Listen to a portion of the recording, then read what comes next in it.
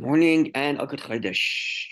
Chodesh Shvat has the acronym, the letters of Shvat, Shin, Beis, Tes, Shin Nishma, Besuros Tovos. We should hear good news.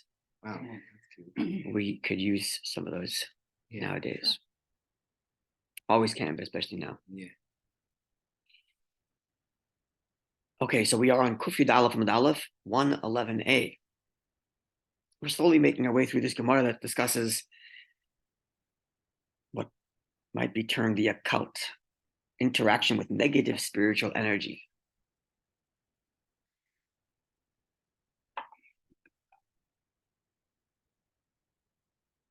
Okay, the line begins with the word Toyu, Loy Darach, and the fourth word is Amar Rabbi Yitzchak. It's 1, 2, 3, 4, 5, 6, 7 lines in the bottom of the page. Kufid Aleph 111a. You see it? Amar Rabbi Yitzchak, the fourth word. Aleph Resh. What did I just say? It's 8 lines in the bottom, 7 lines in the bottom. The fourth word. It should be the fourth word in the line. Amar Rabbi Yitzchak Maideksiv. See it? The line begins with the word B'toyu Loy Darach. Yeah, I see it. Let's Amar Rabbi Yitzchak see there. Got it here. Okay. So Amar Rabbi Yitzchak says, Maideksiv, what's the meaning of the verse which reads?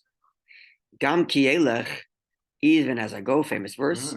The gate Sal Maves, in the shadow of death. Sal Maves is made up of 2 words. Sal, sail, which is a shadow, Maves of death. So even as I walk in the valley, right, the gate in the valley of the shadow of death, Sal Maves, Lo irara, no bad will happen to me. Ki ata imadi, because you, God, are with me. Okay, end quote. The verse implies that there's some sort of death associated with shadows. So what's the meaning here? What's this business with shadows and death? So, the verse says, "I'm no bad will befall me because you, God, are with me." Almost as if like there's a danger in this shadow somewhere, and if not for God with me, as it were, or unless I successfully bring God with me, I'm in danger. So, what would that be? Says the Gemara. Says Rabbi Yitzchak, this is one who sleeps in the shadow of a singular palm tree. Right, singular, as we'll see in a minute, because the negative spiritual force has nowhere to go, and therefore there is a negative consequence. If there's multiple palm trees, then it'll go to a different one. No, it won't come to me. It only comes to me if there's no space.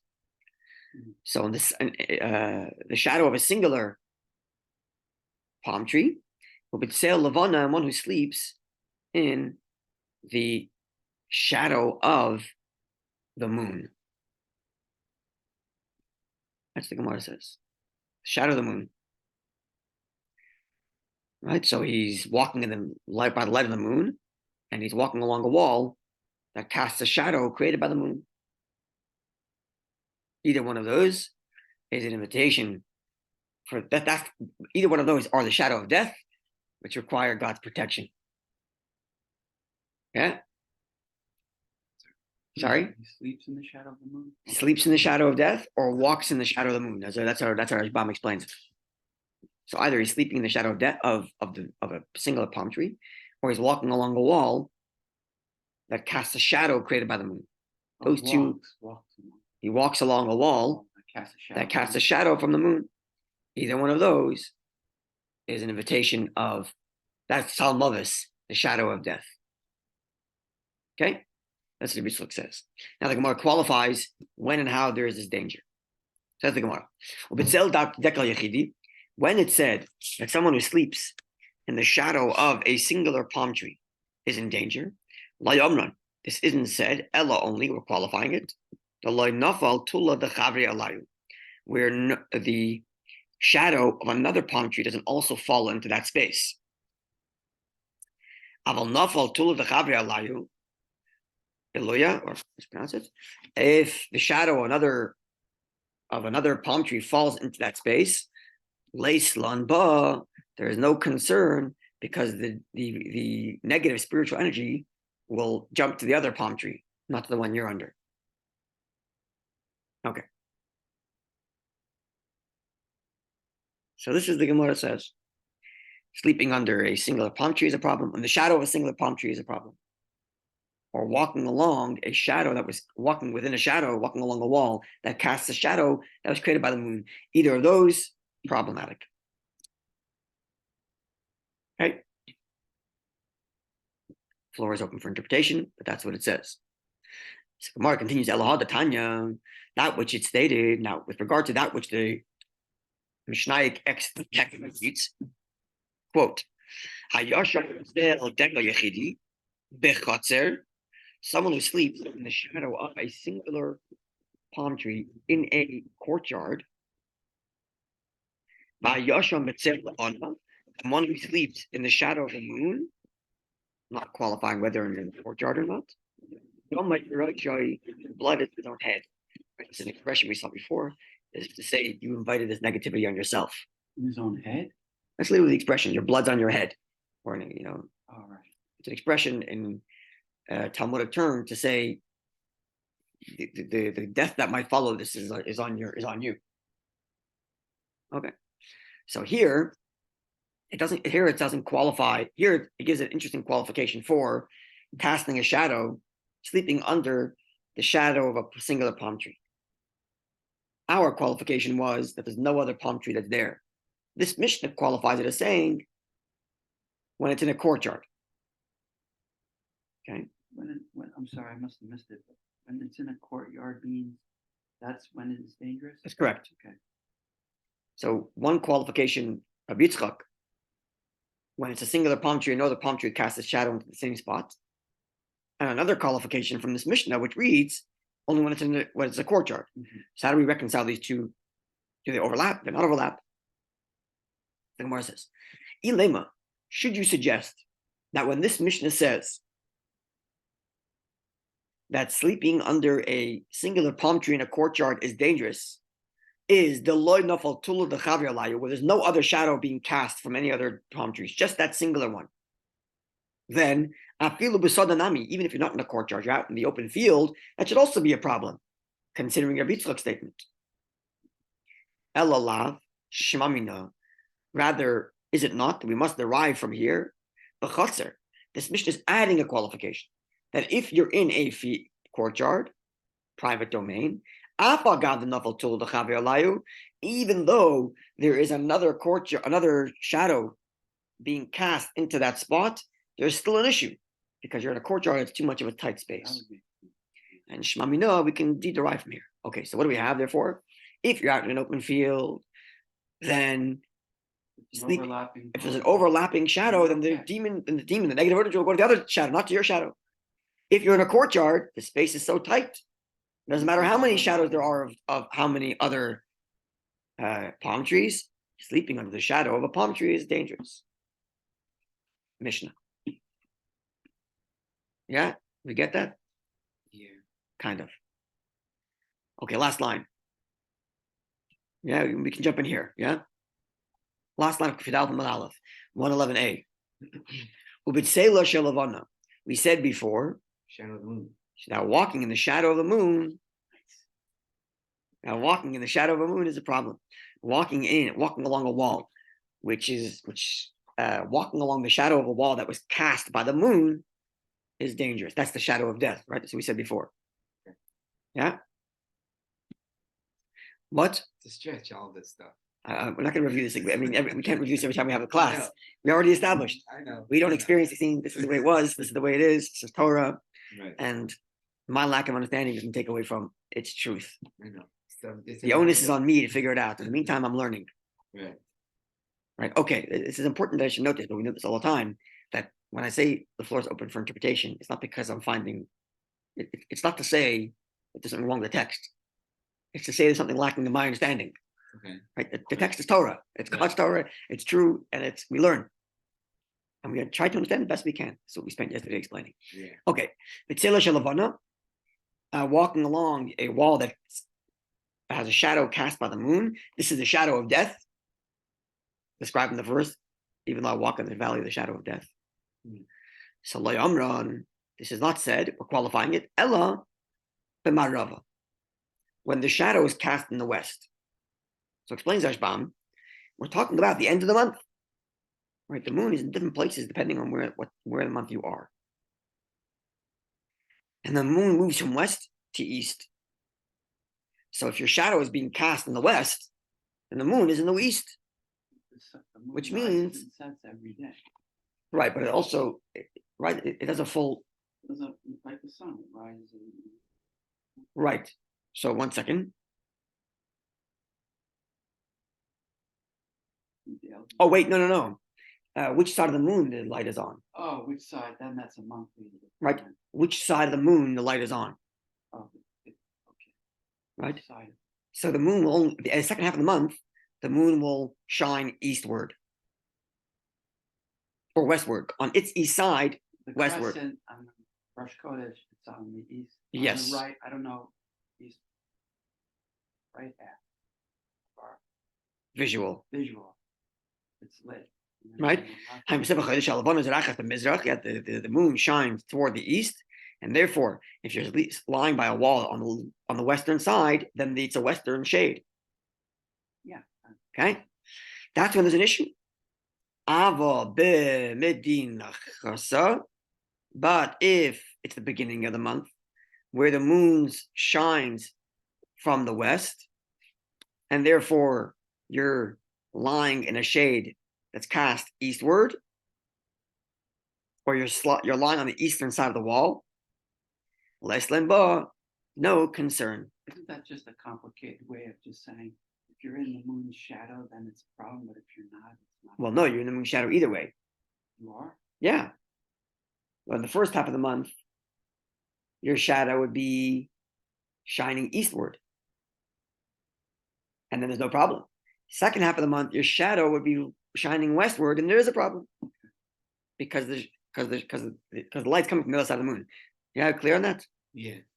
Follow now. I need a visual. Yeah. I can't really. The center, in the middle of the month, the moon waxes and wanes, right? This is the sunny side. This is the dark side. Light's coming in here. So this is the shady side. Yeah. No, but you're not in the shade of the moon. Right. A wall, okay. Right, but a wall would have to be here, and you would have to be here for you to be the shade. Right. Okay. Because it doesn't cast the shade unless it's shining, right? You would be casting the shade on this. No. No, the shade is here. The shade is on the wall. From the. Okay, let me take this here so the people on the video can see. No, it does. Hold on a second. Okay, this is the sun. Yeah. Down there. This is the moon, and the light is here. Right now, the light we experience right now in this room, daytime, is not coming from the moon. It's coming from the sun. Yeah. But if it's nighttime, where's the light coming from? Moon. Moon, which means the light of the moon casts this way, not that way. Because on this side, the light emerging. It's on this side the light emerges down this way. So the wall is here. This side of my hand would be lit up. Not this. This side of my hand would not be lit up. No. This side of my hand would be lit up, and the shadow would be here. Right now, my shadow is on this side because my light's coming from the sun. But if my light were coming from the moon, because it would cast the light. It would the light from the sun bounces off the moon. Wall and then shadow on the wall. It's right. Okay. The shadow would be on this side. Below the wall. Correct. Below the wall. Because the light that I'm getting is not from the sun as it is right now in this visual, but actually coming from the moon, which is right here. Okay. Bouncing off the moon, coming to me here. You're saying so if it's on the correct. So if the moon is shining on the east, first half of the month. No, sorry. If the first half of the month, the moon is on the west, right? Then my shadow is going eastward. But if the second half of the month, where the moon is shining this way on the eastern side of the moon, then the shadow is being cast westward. Yeah? Okay. So just something that I thought of, this is the best thing I can come up with, is the moon is the symbol of the Jew. Right? We celebrate Pesach Chodesh. New moon. New moon. We see what we celebrate. Practice. Right? We celebrate the moon. It's divine providence. We're celebrating the moon. We bless the moon every month, right? Jews are compared to the moon. And many different ways of thinking about that. But one of them, or the most prominent of them, and the context of what we're learning here, is because the moon doesn't have its own light. It reflects the light of the sun. Like a Jew who's avodah, his work is to be humble and reflect God's light, not to be the sun which reflects its own light. Hashem is the sun. We only reflect God's light. That's just the Jews' avodah. And in our avodah, in our service of Hashem, we wax and wane. Sometimes we reflect more strongly. Right. Sometimes we reflect less strongly. So the only question is, are we getting bigger? Are we growing in our reflection of Hashem? Or diminishing? So when we are growing, no danger. First half of the month, our reflection of Hashem is growing. Second half of the month, where it's waning, where our reflection is getting smaller, now there's an invitation for danger. It's interesting. Even though the second half of the month, in theory, the light might be bigger. The second or third day of the second half of the month will be bigger than day 2 or 3 of the first half of the month. Yeah. But because on day 1 and 2, I'm growing, I'm in an upward trend, I'm in less danger than I am when I have lots going on, but I'm in a downward trend. So in other words, like this, you have everyone wants to use this analogy. You have two, in the context of Yaakov's dream, where he has the ladder. So you have a ladder of relationship with Hashem. Yeah, you have one person who spent his entire life on level 4, and with much work, he made it to level 5, 6, 7, 8. Now he's only on level 10. Another kid was born on level 100, and with lack of work, he's now at level 90. So person A is on level 10. Person B is on level 90. Who is higher? When he fell down 10 rungs? Yeah. Lack of maintaining his relationship with Hashem, and it starts to drop. So who's higher? Technically speaking, the guy at 90 is higher. He's 80 rungs higher than the guy at 10. Right. It's not truly higher. Right. Because he's going in the wrong direction. And how does that correlate? So same thing here. The second half of the month, even if the moon is very big, because it's only 2 days after the second half of the month, but if it's waning, then it causes a danger. Yeah. The first half of the month, even if it's only on day 2 with the light's tiny, because we're in an upward trend, then it's all positive. Right? That's what the Gemara says here. Second half of the month is when the shadow causes a problem. Right? And it's symbolic of concealment. You're concealing godliness, right? So the shadow is, you're concealing light. Right? So that itself is a symbol of negativity. What's So other one? the part of you that's concealing godliness is not as much of an issue when you're on an upward trend. But the part of you that's concealing godliness, even if it's very little, is a very big problem if you're on a downward trend. Something like that. What's And the other Hashgacha one? Pratis, there's Chodesh, we're on the renewal of the moon, we start again to grow up. That's the whole point. Oh, Yeah. yeah. That's what we celebrate Rosh Chodesh. Yeah. What are you saying? No, it's just it reminds me of another pasuk. There's the famous, I don't know, the song. That's the positive. Actually, you're in the shadow of God's hand. It's a net positive. Anyway, here's getting back to this pasuk here. Even though I walk in the valley of the shadow of death, Ate mother, you're with me. Meaning, even in the shadow of death, even when there are negativities are part of my life which are concealed God, but I'm on an upward trend. I'm I'm with you, and therefore the negative doesn't have its effect. Doesn't drag me down because I'm with you. I'm going upward, not going downward. God forbid. And if I'm on an upward trend, then everything's good. Even if there happens to be a shadow right now, even though I'm in the valley of the shadow of death, but I'm upward trend. Ata mother, you're with me. Yeah. Therefore, I'm okay. Even though there's indeed negativity around me, even though there is indeed a shadow. If I'm not with you, God forbid, the tiniest shadow is a problem. I'm on a downward trend, God forbid. Suggested explanations. Right? It's a similar thing, with regard to the singular palm tree. Right? When a person is living in a shadow, as it were, and he's asleep, sleep in the shadow, right? The sleep implying not being aware. Right? It's extremely dangerous always, but especially when you're alone. When there's another Jew there with you, you can pull each other out. There's another shadow there. I don't know, I'm not exactly getting this right because it should be another person, not another shadow, but I don't know. I think the being alone part makes. Yeah, but here it doesn't say you have to have another person with you sleeping there. It says you have another shadow. I don't know what that means. Right. Anyway, floor is open to interpretation. This is just my suggested reading. I'd be interested to hear interpretation about what's the symbolism for these palm trees. Yeah, we should, God willing, I'll look it up.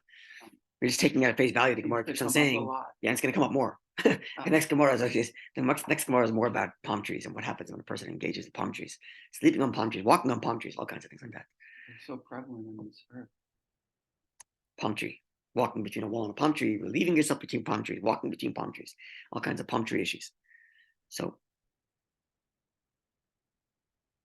we'll try to look it up. We interpreted that this is specifically date palm. That's the Alter Brot in the Shulchan Aruch, yeah. Yeah. That's the Alter Brot in the Shulchan Aruch, which we saw yesterday. Okay, so stop over here, and God willing, tomorrow we continue. Tomorrow we'll be on top of 111b, and there's going to talk more about palm tree mysis. So sleeping on palm trees, relieving yourself on palm trees, walking over palm trees, and what the various issues and things that might, God forbid, result. Because Chodesh, we're on an upward trend, the moon is growing, may keep on growing. Amen. And like the Zohar discusses, you want kaima siyara b'shlemusa. You want this moon to be stayed in its completion, where we're fully reflecting Hashem's light, energy, and blessing for us and all Israel. A wonderful day. Don't put enough big palm in your backyard in Israel for the Kamek.